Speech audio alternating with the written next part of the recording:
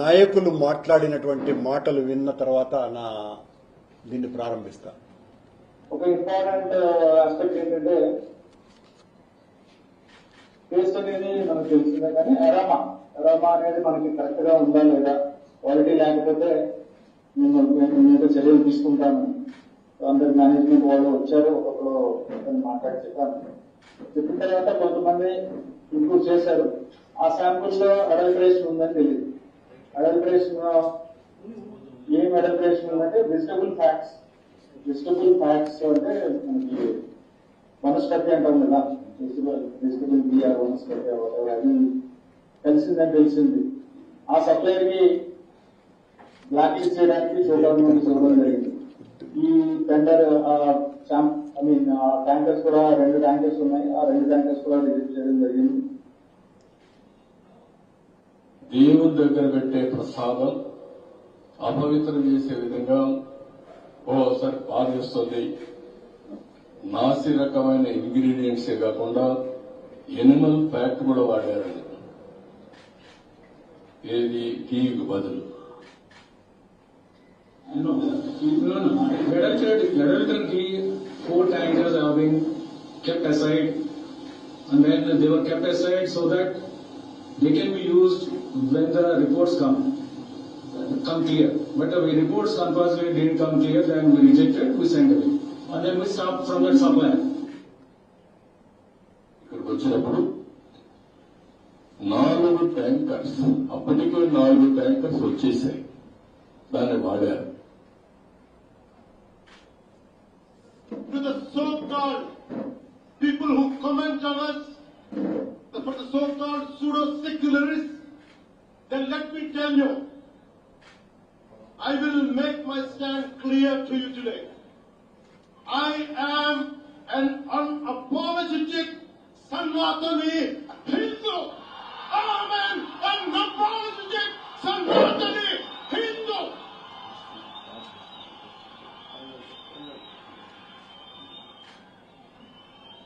But I will respect Islam, I respect Christianity, I respect Sikhism, I respect Buddhism and all the other dharmas. But I am an unapologetic Sanatani Hindu. Let me be very clear to you guys.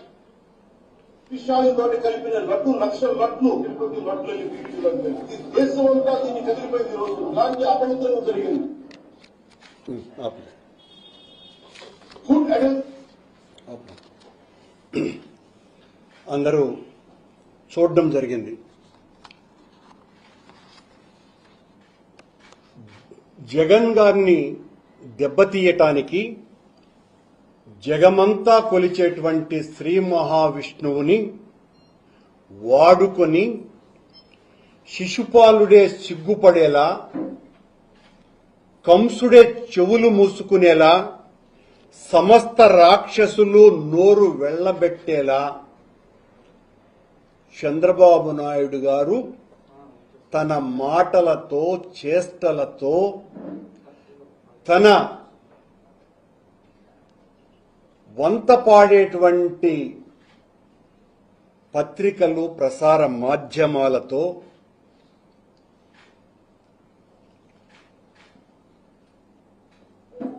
లడ్డూలో వాడేటువంటి నెయ్యి మీద అసలు నెయ్యే వాడలేదు, animal fat వాడారు అని ఆయన మాట్లాడడం జరిగింది 18వ తారీఖు సెప్టెంబర్న. అంతకు పూర్వం జూలై నెల 20వ తారీఖున ఈవో శ్యామలరావు గారు వెజిటబుల్ ఆయిల్ కలిసింది అని చాలా స్పష్టంగా ప్రెస్ మీట్ లో పెట్టాడు. ఎప్పుడైతే చంద్రబాబు నాయుడు గారు ఈ మాట మాట్లాడాడో 18వ తారీఖు సెప్టెంబర్ 2024న, వెంటనే 23వ తారీఖున అదే శ్యామలరావు గారు యానిమల్ ఫ్యాట్ కలిసినట్టుగా ఉన్నదినని వీళ్ల బెదిరింపులకు బెదిరి ఆయన మాట్లాడినారు. పురాణ కాలంలో మహర్షులు యజ్ఞం చేస్తుంటే రాక్షసులు అందులో మద్య మాంసాలు కలిపారు అనేటువంటి కథలు మనం ఎన్నింటినో విన్నాం.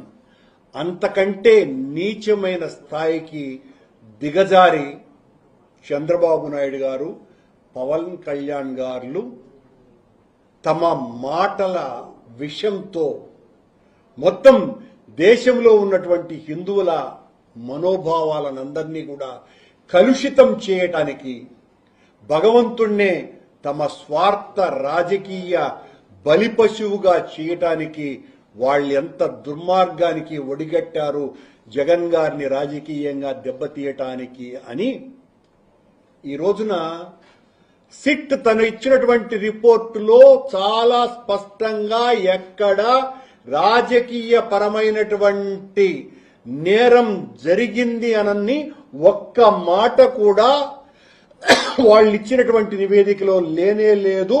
తద్వారా పూర్తిగా స్పష్టీకరమైంది లోకానికంతా కూడా. సిట్ తన నివేదికలో కోర్టుకు సమర్పించిన దాంట్లో అధికారులు, దానికి సంబంధించినటువంటి టెక్నికల్ ఎక్స్పర్ట్స్, అలాగే డైరీ అధిపతులు వీళ్ళందరూ కుమ్మక్కై నెయ్యిని, పామ్ ఆయిల్ని అంటే వెజిటబుల్ ఆయిల్స్ ని కలిపి నెయ్యిగా మార్చినారు అన్నదే సిబిఐ ఇచ్చినటువంటి రిపోర్ట్. ఇక్కడి నుంచి నేను స్పష్టీకరించదలుచుకున్నా. చంద్రబాబు గారు ఇప్పుడు మళ్ళీ ఏం మాట్లాడుతున్నాడు? నాలుక మడత పెట్టి కల్తీ జరిగింది కదా అన్నటువంటి మాట మాట్లాడుతున్నాడు. 2019 నుంచి 2024 వరకు సిబిఐ విచారణ చేయించింది. దీనికి సంబంధించి ఆ విచారణ చేయించమని సుప్రీంకోర్టుకు వెళ్ళిందే మా పూర్వ అధ్యక్షుడైనటువంటి వైవి సుబ్బారెడ్డి గారు. చంద్రబాబు వేసినటువంటి సిట్ కాదని సిబిఐ చేత ఎంక్వైరీ చేయించాలని ఆయన వెళితే సుప్రీంకోర్టు చంద్రబాబు గారి మాటల్ని ఆక్షేపించి మీరు చేస్తున్నటువంటి తప్పు కదా ఇది అని హెచ్చరించి తన ఆధ్వర్యంలో సిబిఐ నేతృత్వంలో సిట్ను సుప్రీంకోర్టు ఏర్పాటు చేసింది. చంద్రబాబు ఏర్పాటు చేసినటువంటి సిట్టే నివేదిక ఇచ్చి ఉంటే మొన్న గదా కొండ మీద మందు బాటిళ్లు దొరికితే ఆ మందు బాటిళ్లను సాక్షి రిపోర్టర్ వెలికి తీస్తే వైఎస్ఆర్ కాంగ్రెస్ పార్టీ కార్యకర్త దానిని వీడియో తీస్తే వీళ్లే పెట్టారు అనని పోలీసుల చేత 152A కేసే దేశద్రోహం నేరం కింద కేసు వేసినటువంటి ఘనత మన పోలీసు వాళ్లది కనుక సుప్రీంకోర్టు సిబిఐని వేసింది. మా సుబ్బారెడ్డి సుప్రీంకోర్టును ఆశ్రయించినాడు. చంద్రబాబు దాన్ని కూడా నిన్న కేబినెట్ లో మాట్లాడుతున్నాడు. మనం సిట్ వేస్తే వాళ్ళు సుప్రీంకోర్టుకు పోయినారు. సుప్రీంకోర్టుకు ఎందుకు పోయినామయ్యా? నిజాలు బయటికి లాగటం కోసమనే. ఈ రోజున చంద్రబాబు గారికి, పవన్ కళ్యాణ్ గారికి, మీ మొత్తం కేబినెట్ కి, తెలుగుదేశం పార్టీకి, జనసేనకు స్పష్టీకరించదలుచుకున్నా. 2014 నుంచి 19 వరకు ఆ సిబిఐ ఎంక్వైరీ జరిగింది. అలా కాకుండా మీకు ధైర్యం ఉంటే, నిజంగా మీకు భక్తి అనేది ఉంటే అంతకు పూర్వము 2014 నుంచి 19 వరకు, 9 నుంచి 14 వరకు కూడా ఎంక్వైరీ చెయ్యమని సిబిఐని ఆదేశించవలసిందిగా డిమాండ్ చేస్తున్నా. ఈరోజు సిబిఐ రిపోర్టులో ఇచ్చిన నివేదికలో బోలే బాబా, మాల్గంగా, వైష్ణవి, ఏఆర్ డైరీలకు బోలే బాబా నుంచి కల్తీ నెయ్యి అందింది అని చెప్పినారు.